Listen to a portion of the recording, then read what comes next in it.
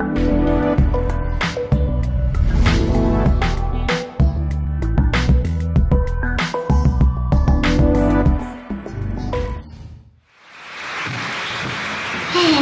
just take a breath and just do a little stretch here. You've been taking in so much information, and you can keep your hands up like this just for a second. This is the official position of receiving, which is something that most of us high achievers do not know how to do. This comes from the Kundalini yoga practice. I don't know why it works, but it does. And so just close your eyes for a moment. Keeping your hands up, I promise I won't leave you here. Feeling your feet on the floor. Feeling that yoni or that sacrum if you're a man that Liana spoke about. Feeling your soul that Sera so brilliantly brought forth. Feeling that heart that wants to express itself so much that Jennifer brought to bear. That heart that wants to express itself so much, that has so much to give to this world, would literally die to give it. And there's a message that I have for you tonight on summer solstice. And the message is, yes, go out and give what this heart has to give, because it is an expression of divine love that this planet needs like nothing else. And I invite you to put your hands to your heart. Don't forget this person in the process.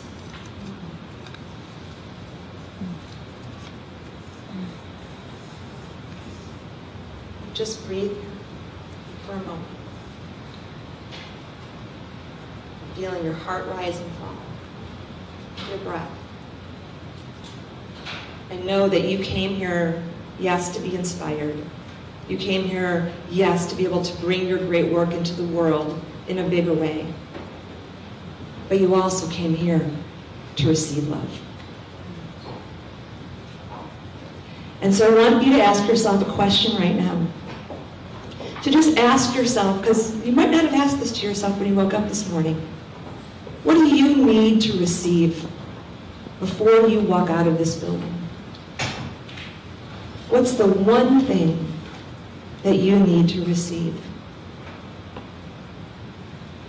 And feel that oracle lead you to that word. I bet it didn't say a 7-day vacation in Fiji, right? And go ahead and open your eyes and just look around for a moment. Go ahead, look around. There's other people in the room. Yes, I know you've been in your own private Idaho. There are other people here. Just look at their eyes for a moment and just connect. You know, there's a way we can come to these things, and we're in our own private space, and maybe if I know you and you're sitting next to me, I'll look at you. But really look around. Do you notice that no one here looks just like you? Do you notice that? Because there isn't anyone just like you. Which is why that thing in your heart, that place in your soul that Sera talked about, is so needed to express here. Have any of you ever felt like that passion inside of you that you would just work yourself to the bone to give? Whether that was to your children, to your cause, to your program, to your book, to your job. Anyone here ever work themselves, push themselves? That's it? Come on, I know there's a bunch of achievers in this room. Yeah, hello, welcome to the modern day Superwoman, Superman syndrome. Here's the truth, you all think that you're here for emerging women. It's Achievers Anonymous. It's Achievers Anonymous. It's that and Achievers Anonymous. And I love fellow achievers and sister achievers, because we're awesome. We go out into the world and we create great things, and we move mountains, and we create institutions, and we change the world, and then we come home and we fall into a clump, right? Or we have a few glasses of wine, or we go shopping, or we do something to basically replenish this empty vessel. Because we're not taught how to be great receivers. In fact, the value equation that we've all been given, that we all work on, because like here's the thing, anyone here not know it's a good idea to take care of yourself? Like who here knows that you should get 8 hours of sleep? Raise your hand. Drink green drinks, go to yoga, right? Be nice. Who here knows that you should be nice to yourself, compassionate? Yeah? Only have loving, respectful relationships that support you, right? You should have fun and joy and not work all the time. But isn't it hard to sometimes follow through on those? By the way, those are all acts of self-love. Those are all acts of self-love. My job, my great mission in the world was not what I thought I was going to be when I was getting my MBA at Kellogg. I got asked by the divine to go out and talk to people about self-love. Because as it turns out, while most of us know it's a good idea, we actually don't know how to actually do it. And we don't know how to give ourselves permission to take the act. When you're exhausted, how hard is it for you to walk away from that computer and go for a walk? Hard? Yeah, not happening, right? Not happening. I'm going to share, I'm having a moment. I'm just reminded when you called me, when we got on the phone, we had a very cosmic interaction for me to be here. And Chantel said, I want you to come and I want you to tell the truth. That's what you said. And so I could stand up here and teach you and talk to you all about self-love because it's my passion. But there's books in the back. You can read them. You can go to my website. I don't want to take up your time talking about that. I'm happy to talk to you about it later. I want to be up here tonight going deeper into the truth of why we are not getting what we need. Why it is that we have so much to give, but yet it's hard to give to ourselves. Because if we don't go there tonight, and you go out into the world for the next 6 months and put all your energy into your projects, your jobs, your businesses, without knowing how to receive, you are going to exhaust yourself. You are going to get depressed, you're going to get angry, you're going to get frustrated, and you're not going to be able to do what the dialogue says we're all supposed to be doing, right? Which is going out there and saving the world. How are we going to do that? So I'm going to tell you a story that I don't often tell. Just to breathe into this for a second. I'm having a nervous, I talk all the time, I love talking, but my knees are starting to shake up here. But it's an important story. I was meditating yesterday about what to come up and speak to you all about. And what came into my oracle, what came into my belly, was tell them about last summer when I was writing my second book in wine country. It's a beautiful place. I was working on Madly in Love with Me, and I was in my friend's beautiful wine country home. And I had great business. All the numbers on the P&L looked really good. Had a really beautiful home in the East Bay with my husband, Noah. And by all accounts, I should have been happy. But I found myself in a position that I hadn't been in for over 5 years, which is what I call the superwoman sob, where all of a sudden, out of nowhere, I burst into tears. And I hadn't had that experience in a long time. Because when my first book came out, and I thought, okay, this book is out, I have to go out there and I have to make this happen. I did all the right things. I worked 3 jobs to get that book out in the world. I traveled the world on my dime. I worked hard. And I found myself at the end of my book tour, which I paid for, in a hotel room in Dallas, Texas, sitting on a toilet seat, lit down, hands in my face, sobbing. The first time I had the superwoman sob. And what I realized was that I had put such tremendous pressure onto myself to make these dreams in my heart come true, because I so want every girl and every boy in the world to love themselves. Like, I want that so bad for this world. But I was killing myself in the process. I was driving myself so hard that I couldn't even appreciate what was actually happening. I was like a keg that had been pressurized and pressurized and pressurized and pressurized until I couldn't fucking handle it anymore, so I had no choice but to burst into tears. Now, I come from a long line of stuffers. Thankfully, I've had a lot of therapy, so I'm okay with the crying, right? But for years before, I stopped and I stopped and I stopped, but I let those tears come this time.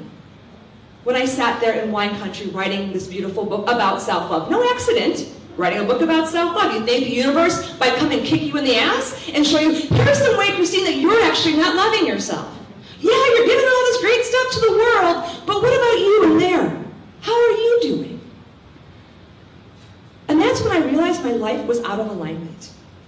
It was out of alignment, and I had said to the divine, thank you, but no thanks, I've got it handled.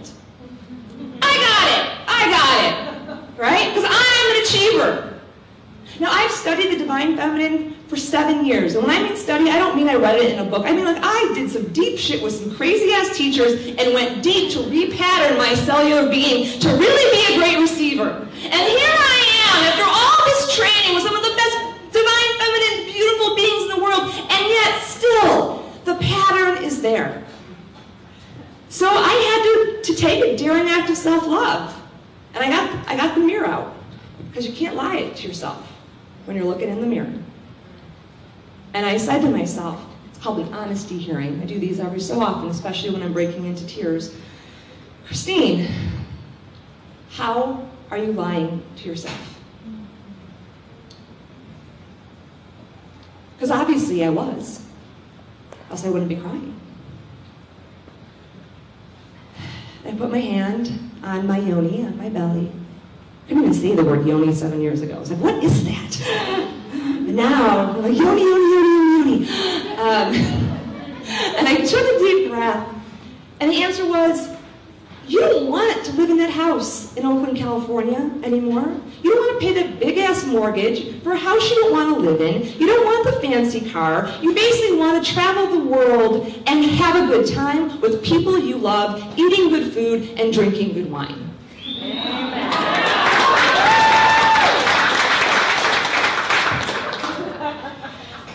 And I was like, that is what I want. That is what my heart and soul desires. Yes, I want to go out and I want the world to love themselves, and I want people to know what that is. And I believe that we can have a world in which every child born never has to be disconnected from love again. Imagine that. That's my mission. I got lifelong job security, so that's good. But I believe that will happen. And I want to travel the world and be in beautiful places with beautiful people and eat good food and drink good wine. I want both and. So I had to really go deep into what I call my self-love tree. I think of self-love like a tree with 10 branches. There's self-esteem, self-compassion, self-awareness, and the roots are self-worth. And this is where the PhD self-love stuff really kicked my ass, because I got, oh, I'm writing a book about self-love. I really have to look at how I value myself. And when I was looking in that mirror, I had to be honest. But there was still a big comparison queen in there who was saying, you don't have a New York Times bestseller yet. You better work harder. I had to look in the mirror and look at that achievement junkie who had been born so early on to just get approval and affection from people because my mother, who loved me but was a stuffer, couldn't give it to me. I had to look in all the ways that my external success made it okay for people to pay me money to be their coach. Who's going to hire me to be their coach if I just sell my house and sell my car and whatever? And that was the moment I took a stand to take my self-worth back. And it's the invitation I ask for all of you to take tonight. Is I actually said, you know where my self-worth comes from? It has to come from in here. It has to come from that heart and from your soul. So look around again in this room. Look around. There's not another person in here with the same heart and the same soul. which means that you can't compare your worth to hers, your value to her. It only can come from the truth, and this is what Sera was talking about. Are you living from in here? And when that oracle, that inner wisdom comes in and says crazy things to you, like sell your house, go on the road, I don't own a home, I don't own a car, I'm just traveling. Just traveling! I have a mailbox in Oakland and I have a 10 by 10 storage unit. That's it. That's it. But I am so happy. Because in that moment, I said, I don't care what other people think. I care how I feel in here. And if I'm feeling it in here, then the divine God must have a plan. So I picked back up that phone, and I invite you all to pick back up that phone and dial in to divine love every day. And if you are not asking yourself, what does my heart and soul desire on a constant basis, then you are not being a best friend to yourself. And that's your job. That's your job, to be a best friend to yourself. I know you can do it because you know how to do it for other people. My request is for you to do it for yourself. And so just put your hand on your heart. Take a deep breath. And just ask yourself, if I was a best friend to myself right now, what would I need to receive?